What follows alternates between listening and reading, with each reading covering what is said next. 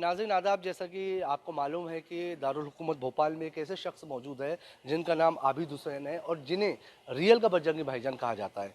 और इनके बारे में आपको बता दूं कि ये जो बैरूनी ममालिक में जो नौजवान अपने ज़राए माश के सिलसिले में, नौकरियों के सिलसिले में जाते हैं और किसी वजह से फंस जाते हैं, उन्हें निकालने का काम करते हैं और बहुत मेहनत करते हैं और इन्हें कई एजाज़ात दिए गए, लेकिन इन्हें हाल ही में डॉक्टरेट की डिग्री से नवाजा गया है। आइए हम आबिद हुसैन साहब से जानते हैं कि उन्हें किन की जानिब से और कैसे नवाजा गया। जी जी, बहुत बहुत शुक्रिया। तो दिल्ली के कंस्टिट्यूशन क्लब में मुझे डॉक्टरेट, ऑनरी डॉक्टरेट की डिग्री से सरफराज किया गया है, जिसके लिए मैं उनकी पूरी टीम का शुक्रिया अदा करता हूँ। मेरे पास गालिबन एक माह पहले यूनिवर्सिटी के जो कोऑर्डिनेटर हैं उन्होंने कॉल किया और मेरी प्रोफाइल मांगी और फॉर्म उन्होंने मुझे भेजा, तो वो फॉर्म हमने फिलअप करके उनको भेजा, तो वो मुझे मेल के माध्यम से उन्होंने मुझे इनवाइट करके दिल्ली बुलाया और जिससे मुझे वो डिग्री दी। जी, अभी सब ये जानना चाहूँगा कि अब तक के आंकड़ा जो हमने लास्ट टाइम आपका इंटरव्यू किया था, नाज़रीन, एक जो आंकड़ा था वो आंकड़ा और बढ़ गया है आगे आबिद हुसैन साहब का, लोगों को बैरूनी ममालिक से छुड़वाने का। जी, क्या आप तक के कहाँ तक पहुँच गया? 500 प्लस यानी 600 लगभग हो गए हैं। और बताना मैं चाहूँगा कि मैं कोई आंकड़े के लिए काम नहीं करता हूँ, लेकिन हाँ, एक मैंने जो अपने पास थोड़ा मोड़ा डेटा रखा, उसके हिसाब से 600 लगभग लोग की मदद में विदेश मंत्रालय और एम्बेसी के माध्यम से करवा चुका हूँ। जी, अभी साहब, अभी रिसेंटली आपने कुछ लोगों को निकलवाया है, कौन लोग थे, कहाँ फंसे हुए थे? अभी रिसेंटली उत्तर प्रदेश के और बिहार के एक लड़का था जिसका नाम रंजीत था, और उसको मैंने निकलवाया है। और अभी एक लड़का अनवर नाम का था, उसको मैंने निकलवाया है। और ऐसे तमाम बहुत सारे लोग, अभी एक 12 लोग की टोली हमने दुबई से निकलवाई थी। और उससे पहले मैंने कोई 40-48 लोग को ओमान से निकलवाया था। तो ऐसे कंटिन्यू केस आते रह रहे हैं मेरे पास, और मैं उनकी मदद के लिए भारत सरकार, विदेश मंत्रालय और जो भी संबंधित एम्बेसी है उनसे रब्ता करके उनकी मदद करवाता रहता हूं, और लोग की मदद हो रही है और काम बढ़िया है।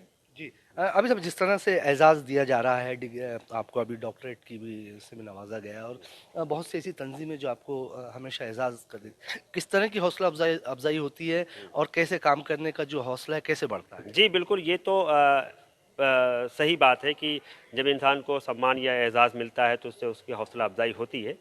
लेकिन सिर्फ सम्मान के लिए मैं काम नहीं करता हूँ। मेरा मकसद है ये जो लोग विदेश में हमारे भारतीय फंसे हैं और किन्हीं कारणों फंस जाते हैं, उनकी रिहाई के लिए अगर मैं ज़रा भी कुछ जानता हूँ या मेरी ज़रा भी कुछ अप्रोच है, तो उनकी मदद के लिए मैं सामने आता हूँ। और जो भी सिस्टम है उस सिस्टम के सामने ये बात को रखता हूँ और उनको भारत लाता हूँ।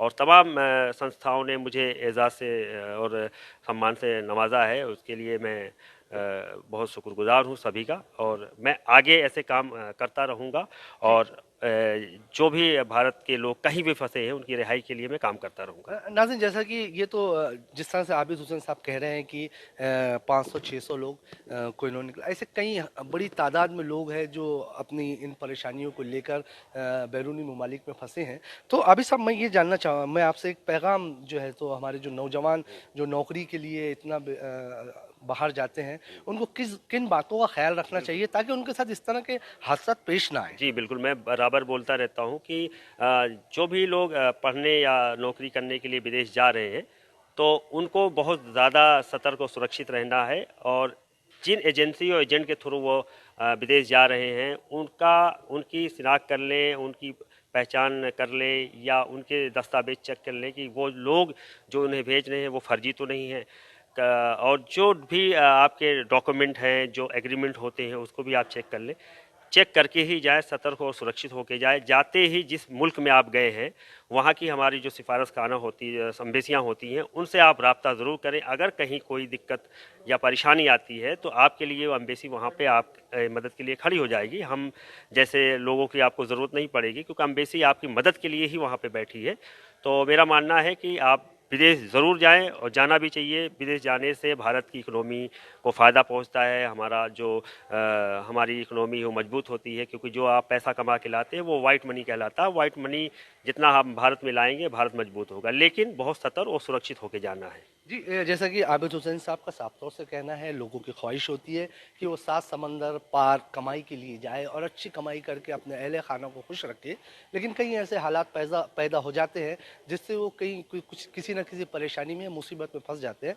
इसलिए आप जहाँ पर भी जाए इन सब चीज़ों का ख्याल रखें जिस तरह की बात आबिद हुसैन साहब बता रहे हैं, ताकि नौजवानों को बैरूनी ममालिक में किसी भी तरह की परेशानी ना हो और उन्हें किसी भी तरह की मदद की ज़रूरत ना पड़े।